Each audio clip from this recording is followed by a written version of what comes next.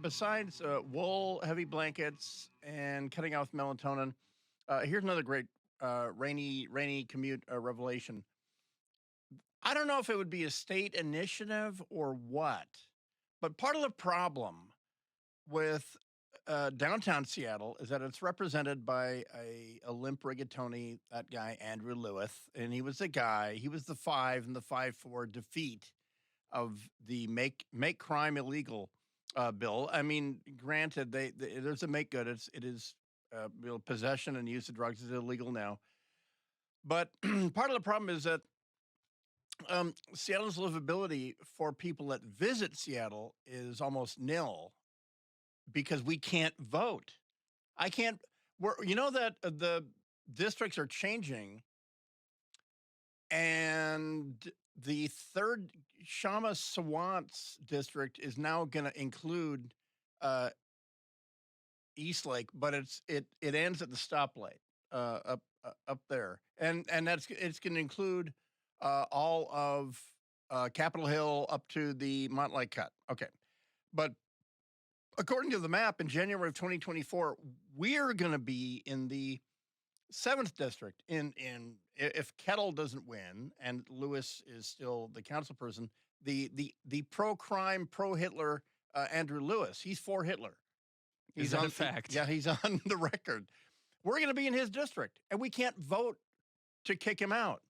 And I don't know. I mean, I can't bring my measures here. I can't bring them to the property. I don't. But I mean, we're unsafe. It's it's unsafe where we work, and we can't vote to make it safer. And I guarantee we're not alone. There's loads of people that drive and make their living in Seattle and then leave skid marks on the way out, and we can't vote here. And I mean, this goes back to McDermott when I worked in the shadow of the Spacey Needle was my dislike of him, and I was proposing that. And I don't know. I think it's state business. I don't think it's county business, but I think where you vote is state business, and maybe I'll take it up with the Secretary of State. I don't know. Call a crackhead. Maybe I'll call a crackhead. Well, maybe, but and that's the thing. The crackhead can vote because he's in a tent, and there's somebody in the homeless industrial complex is registering the guy to vote. Ow! Yeah, but I can't. I'm being productive, and I can't vote here. Ow! So anyway, if someone who went to law school can tell me, I'm pretty sure it is state business though. Because my offspring, my varmint is working on. You have to author a bill for youth and government, youth and legislature, the YMCA. It's a great program, and so a couple of things that I've been throwing at the wall. One of them is, and I do happen to think it's a really good thing for some up and coming state representative to take up. But have you seen all the stories about firefighter equipment being looted off the truck while they're at calls? No, but I believe it. There was one. It happened in Seattle just a few days ago. They were in a in King County. They were at South Center or something, and someone came in. Some trembling security guard who was beaten up by the mob said, "Hey, they're looting your truck," or something. I'll get the story, but that should be its own. I mean, if we can have hate crimes, because I think that if you do something violent to me, you hate me.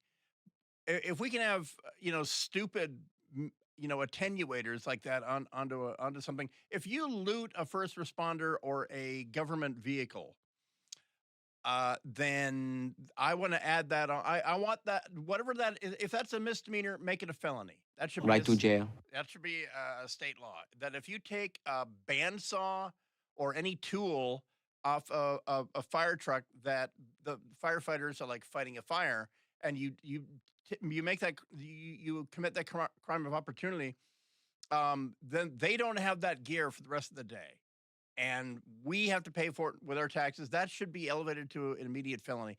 If you take a phone out of someone's car, that's a misdemeanor. But if you take a county issued phone out of a King County firefighting vehicle, whatever, that's a felony. That, put that you in jail that's a right great. away. Yeah, No trial, no if it's nothing. already a law, I take it back unreservedly.